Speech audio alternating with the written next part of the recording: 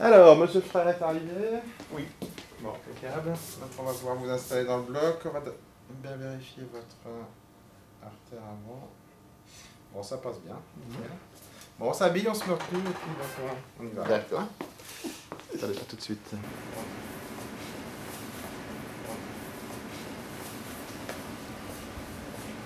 Voilà, on est arrivé.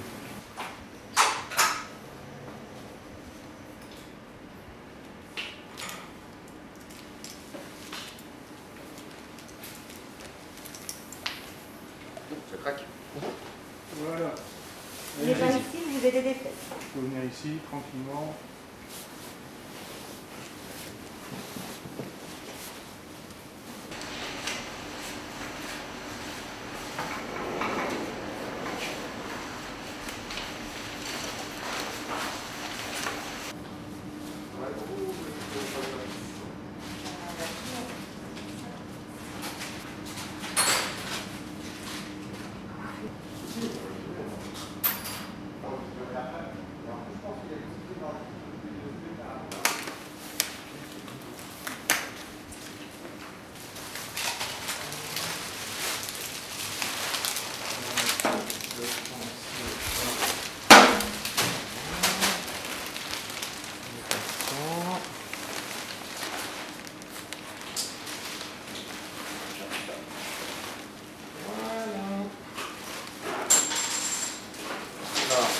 On expose bien l'endroit où on va piquer.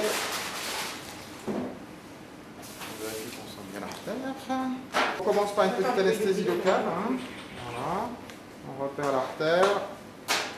Et on pique un petit peu de part et d'autre parce qu'on ne peut pas complètement l'endormir. Parce que si on s'en rapproche trop, on risque de la spasmer. Donc là, c'est un désilet radial, donc qui est assez court, bien sûr. Avec un perforateur quand même pour épouser la forme de l'artère et pas être trop traumatisant. Donc il est assez effilé au bout.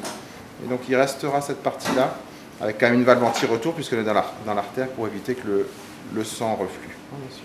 On va piquer l'artère. Donc avec le petit biseau en l'air, voilà. Donc on repère l'artère. Voilà, donc on la pique. Donc il y a un petit reflux sanguin dans l'artère, voilà. Donc on va passer au travers. Donc l'artère radiale est beaucoup plus petite, elle fait 2 mm à peu près, alors que la fémorale en fait 5 ou 6. Elle est un petit peu plus compliquée à piquer. Voilà. Bon là il y a quand même un bon flux sanguin chez lui. Les femmes ont des fois des plus petites artères radiales, mais les hommes ont globalement une artère qui est quand même déjà du bonne taille. Voilà. Donc le principe c'est toujours le même.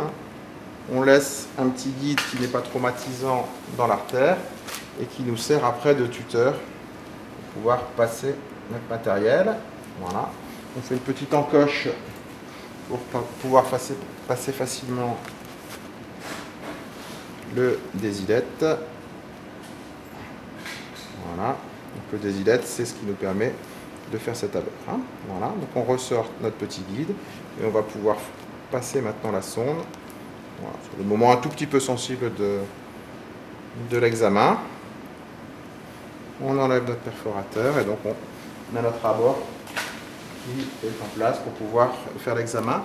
On va devoir injecter un produit ici, donc vous avez été préparé, pour en fait dilater les artères. Parce que l'artère radiale est assez petite, et donc il va falloir dilater les artères de tout le bras pour éviter qu'elles spasment sur la sonde. Voilà, donc ça va chauffer. Vous allez sentir pendant 30 secondes une grande sensation de chaleur, il ne faut pas vous inquiéter, c'est normal. C'est un monsieur qui avait fait un infarctus en 2006, qu'on avait débouché sur sa coronaire droite, qui vascularise la face inférieure du cœur, et qui est là un test d'effort positif, donc on va aller voir s'il n'y a pas de nouvelles lésions qui sont apparues. Donc on a différentes sondes, donc là c'est toujours un peu le même principe, on monte sur un guide qui est assez souple, pour être sûr de ne pas abîmer les vaisseaux. Et donc une fois qu'on est dans l'artère, on injecte. Donc la sonde on la passe par cette valve, anti-retour. Voilà, donc on va pousser sur le guide, qui va passer avant la sonde qui est quand même plus grosse. Et donc après on va pouvoir monter cette sonde sur ce guide. sans risquer de traumatiser les vaisseaux. Donc on voit notre guide effectivement qui arrive au niveau de la aorte, hein, et donc la sonde qui va petit à petit, voilà, arriver. Une fois qu'on est arrivé à l'endroit où on veut, on peut enlever ce guide. Voilà, on peut l'enlever. On fera tout. Voilà, on se met dans la coronaire droite, hein, donc c'est celle qui était bouchée.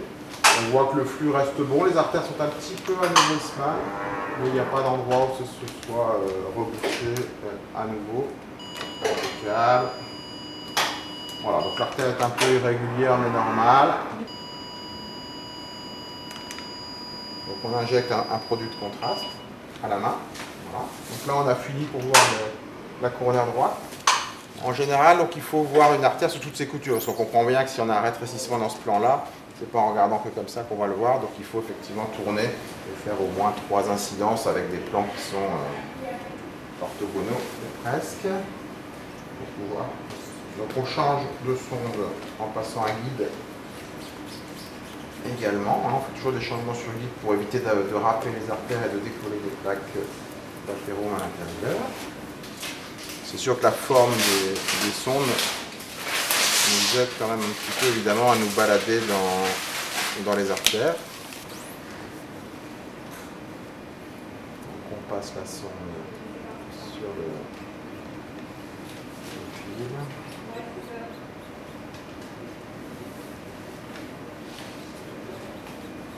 Voilà, donc en général on va monter en spider. On a des incidences où en fait on se repère mieux dans l'espace pour pouvoir trouver l'orifice qu'on cherche, hein. Donc il faut quand même comprendre que cet orifice fait 3 mm et qu'il est situé à peu près ici, hein, au niveau de la aorte.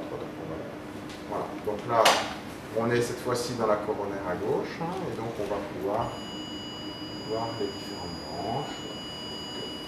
Ça, c'est la circonflexe qui part à droite et l'interventriculaire antérieur de l'autre côté, c'est ce qu'on expliquait tout à l'heure, hein, le fait de tourner dans tous les sens permet de voir la coronaire sous ses différents aspects.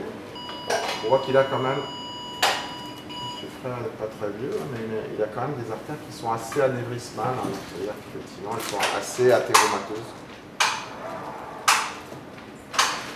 Bon, par contre, on ne voit pas de nouveau rétrécissement. Impeccable. Bon, donc pour Monsieur Frère, je pense qu'on va s'en tenir là, puisqu'il n'y a pas de rétrécissement important qui nécessite une angioplastie complémentaire. Hein. Que forcément, ça risque de saigner, puisqu'on a quand même piqué dans une artère. En plus, on injecte de l'héparine et on prépare l'organisme avec des médicaments, si on doit mettre du ressort, qui fluidifient fort le sang. Hein. Donc on a plusieurs systèmes. Avant on avait le système D, hein, on mettait une petite bouteille d'héparine dessus avec un grand pansement. Maintenant on a des systèmes un petit peu tout faits, hein, qui permettent de le faire. Voilà, hein, donc en fait on comprime, on met un volume d'air, en général 15 cm. Voilà, au niveau de cette partie-là, en regard de l'artère. Donc on a deux types de voies d'abord, la voie radiale, la voie fémorale. C'est vrai que la voie radiale commence à être de plus en plus divulguée. Pour notre part, dans notre centre, on est à 85% de voie radiale. On y a cru dès le départ et c'est vrai que maintenant il y a quand même beaucoup d'études qui montrent que c'est une voie qui est meilleure dans le sens où il y a moins de complications vasculaires et même y compris au niveau de l'infarctus, etc., où le risque de saignement est plus important du fait des médicaments qu'on injecte. En diminuant toutes ces complications vasculaires, on améliore le pronostic des gens. Donc ça peut arriver qu'on soit amené à le faire par voie fémorale. Certaines équipes en sont restées encore à la voie fémorale, mais c'est vrai que nous on a tendance à privilégier cette voie qui semble quand même plus intéressante. Bon, maintenant ça dépend un petit peu du gabarit des gens, si on sent bien le pouls, etc. C'est vrai que si c'est une petite femme qui fait 1m40, on aura du mal à trouver la radiale, les sondes auront du mal à passer, donc c'est vrai que là il ne faut pas vouloir s'entêter.